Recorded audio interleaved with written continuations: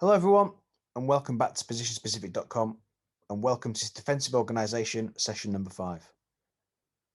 When working in the organised states of the game, we like to use technique, skill and game practices so we can really get into the detail with our players and really break it down.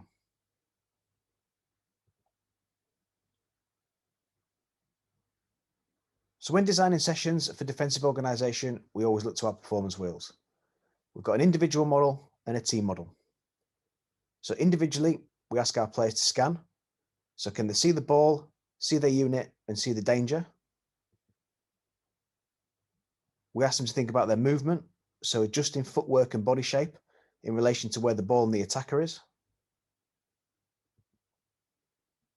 We ask them to think about dictating, so can they deny, delay and deflect or force the attacker where they want them to go?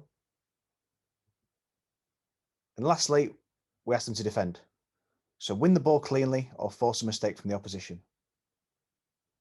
So taking those individual actions, we then look to our team model. So desire.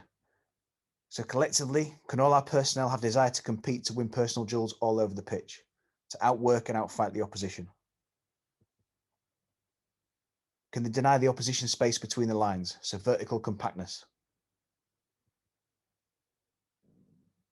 Can they deflect the ball wide and fill the 4 nearest channels to the ball, so horizontal compactness? And again, finally defend, so collective pressure on the ball or around the ball carrier to win the ball cleanly. Defensive organisation, technical practice. So this is a really simple pressing technical practice, and you're probably working over about 20 to 25 yards in distance.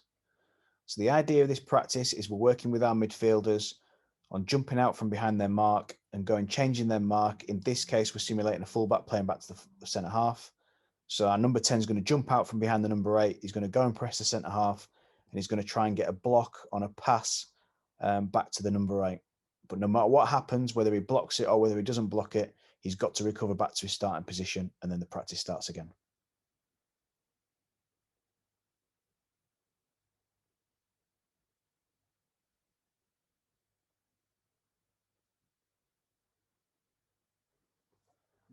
Defensive organisation, skill practice.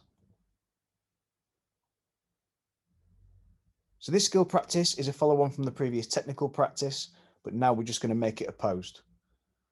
So this takes place in an area approximately 30 by 30 and is a 3v3 plus 2 possession game. So the red team will look to keep possession and play the ball into the coach for a point. The number 5 and number 6 are locked into their areas and they can't play directly into the coach. And all the white team are going to look to do is going to defend and trying to stop the ball going into the coach, and then recognise opportunities where they might be able to press the 5 and 6 from midfield and score in the mini goals for a point. They can also win the ball off the 3 midfielders and look to go and score as well. Defensive organisation, game practice.